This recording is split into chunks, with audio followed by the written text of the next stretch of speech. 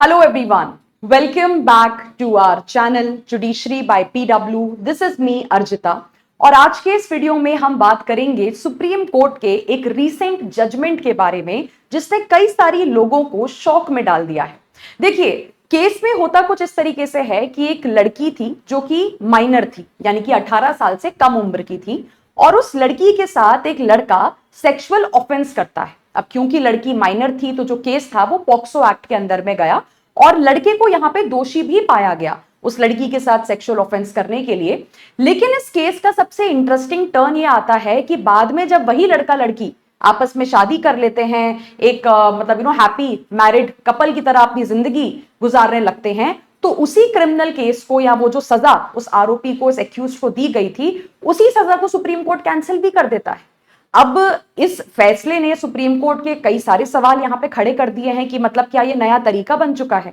कि आप पहले किसी लड़की के साथ सेक्सुअल ऑफेंस कर लें, आपको सजा हो जाए, आपके खिलाफ केस वगैरह बन जाए, बाद में आप उसी लड़की से शादी कर लेंगे तो आपको माफ कर दिया जाएगा, सजा आपकी माफ कर दी जाएगी। तो क्या था ये पूरा केस और क्यों सुप्रीम कोर्ट ने इस तरीके का फैसला दिया है, इसे आज के इस वीडियो में हम डिस्कस करेंगे। सो चलिए,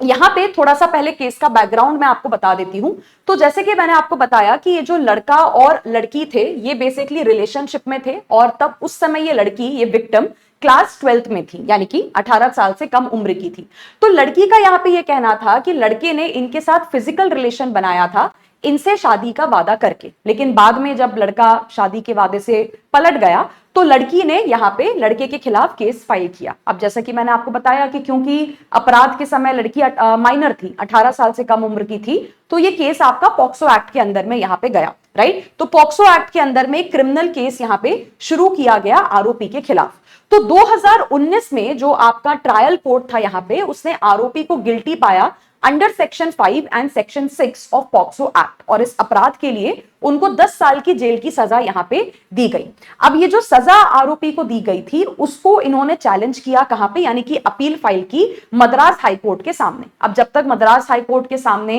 अपील पेंडिंग थी उतने समय के लिए आरोपी को क्या कर दिया गया, बेल पे जो है वो बाहर रिलीज कर दिया गया, यानी कि जो उनका सस्पेंशन था, उनका जो सेंटेंस था उसको यहां पे सस्पेंड कर दिया गया। अब होता क्या है, इस केस में कुछ समय निकलता है, कुछ समय के बाद वही लड़की जिसने केस फाइल किया था वो आती है मद्रास हाईकोर्ट के सामने। मद्रास हाईकोर्ट के सामने वो एक पिटीशन फाइल करते हुए ये कहती हैं कि सर, अब मैं चाहती हूं कि वो उस लड़के के खिलाफ जो मैंने केस फाइल किया था और उस लड़के को जो सजा सुनाई गई है ट्रायल कोर्ट के द्वारा और वो जो केस अब आपके सामने मद्रास हाईकोर्ट के सामने पेंडिंग पड़ा है, मैं चाहती हूं उस केस को खत्म कर दिया जाए, ठीक है, और मैं अपना केस, अपनी पिटीशन जो है वो वापस यहां पे लेना चाहती हूं। अब जब लड़की से पूछा गया कि आपका केस वापस लेने का कारण क्या है, तो लड़की ने कहा कि मैं और आरोपी पिछले 4 साल से साथ में रह रहे हैं और इसलिए मैं अब इस लीगल केस को आगे कंटिन्यू नहीं करना चाहती, ठीक है, और मैं ये भी चाहती हूं कि जो आपने आरोपी को सजा दी है, जो उसको जेल की सजा सुनाई गई है, वो कन्विक्शन भी उसका हटा दिया जाए, वो जेल की सजा भी उसकी यहाँ पे कैंसिल कर दी जाए।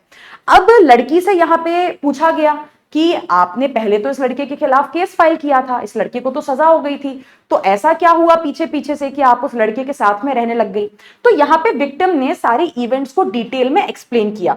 विक्टिम ने बताया कि सर, जब इस आदमी ने मुझसे शादी करने के लिए मना कर दिया था तो इसके ऊपर तो केस फाइल हो गया, ये जेल चला गया और मैंने जो है इसके मना करने के बाद एक दूसरे आदमी के साथ यहाँ पे शादी कर ली थी। लेकिन जब मेरे पति को पता चला कि इस तरीके से मेरे पहले किसी के साथ फिजिकल रिलेशंस थे किसी आदमी के साथ और उसके ऊपर मैंने केस वगैरह भी फाइल करा हुआ है, तो लड़की ने बताया कि मेरा जो पति था वो मुझे यहाँ पे छोड़ के चला गया। तो अब जब पति छोड़ गया तो इन महिला ने कहा कि मैं अपने माँ बाप के पास आ गई वापस रहने के लिए, और तब ये आरोपी लड़का, तब ये एक्यूज लड़का जो है अपने परिवार के साथ मेरे पास आया और उसने कहा कि अब मैं आपसे शादी करने को यहाँ पे तैयार हूं, यहाँ पे, ठीक है। तो लड़की का कहना था कि जब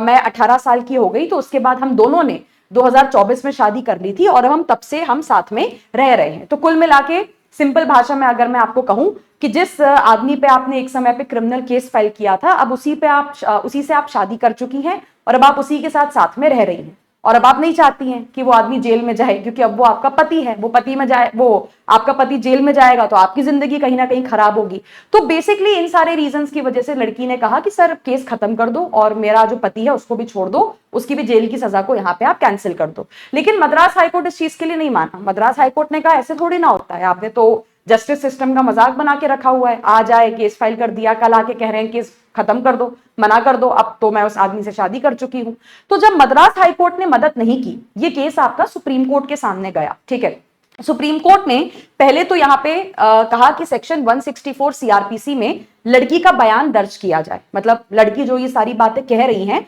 उनको ऑन रिकॉर्ड यहां पे लिया जाए। तो लड़की ने अपने बयानों में वही सारी बातें वापस से बताई कि मैंने केस फाइल किया था, फिर मेरी किसी और आदमी के साथ शादी हो गई, वो आदमी मुझे छोड़ के चला गया, फिर मैंने अपने आरोपी के साथ ही वापस से शादी कर ली 2024 में, और अब हम दोनों हस्बैंड वाइफ हैं, और अब जो है हमें साथ में रहते हुए काफी टाइम यहाँ पे हो चुका है। अच्छा, लड़की ने केस खत्म करने के लिए और अपने पति की सजा को हटवाने के लिए एक और कंडीशन भी रखी। उन्होंने ये कहा कि मुझे जो है यहाँ पे एक फाइनेंशियल सिक्योरिटी भी चाहिए, मतलब अगर यही आदमी आरोपी जो अब मेरा पति है, ये अगर मुझे 10 लाख रुपए की फाइनेंशियल सिक्योरिटी यहाँ पे देता है तो मैं केस लेने को तैयार हूं, केस खत्म करने को तैयार हूं। तो यहाँ पे सुप्रीम कोर्ट को बताया गया कि ठीक है, आरोपी जो है वो यहाँ पे 10 लाख रुपए विक्टिम को दे चुका है। इस बात को भी सुप्रीम कोर्ट ने यहाँ पे वेरीफाई किया। तो अब इन सारे पॉइंट्स को यहाँ पे ध्यान में रखते हुए देखिए, सुप्रीम कोर्ट ने ये नोटिस किया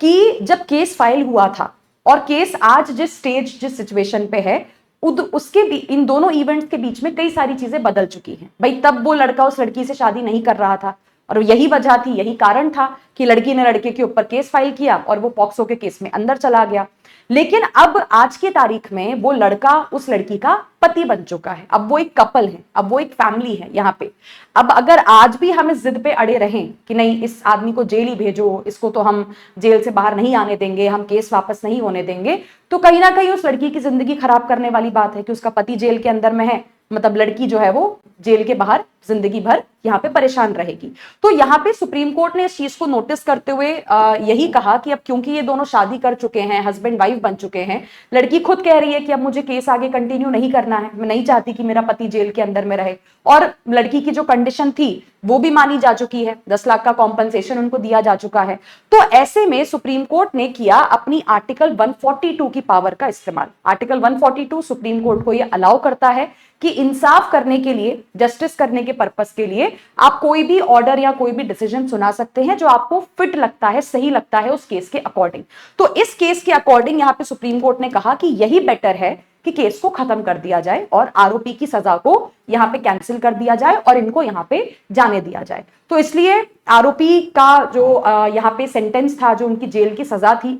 वो भी कैंसिल कर दी गई, और जो इनके ऊपर पॉक्सो का केस चल रहा था उसको भी सुप्रीम कोर्ट ने खत्म कर दिया। मतलब in the eyes of the law अब वो आदमी फ्री मैन डिक्लेयर किया जा चुका था कि अब उनको जो है आप उनके अगेंस्ट कोई भी लीगल एक्शन कंटिन्यू नहीं कर सकते हैं, राइट। तो यहां पे सुप्रीम कोर्ट ने यही बात कही कि भाई अब हम चाहते हैं कि लड़का और लड़की जो है अपनी जिंदगी पीसफुली जिए एज हस्बैंड वाइफ, जैसे कि सोसाइटी में रहा जाता है। लेकिन at the same time supreme court ने एक यहां पे चेतावनी भी दी।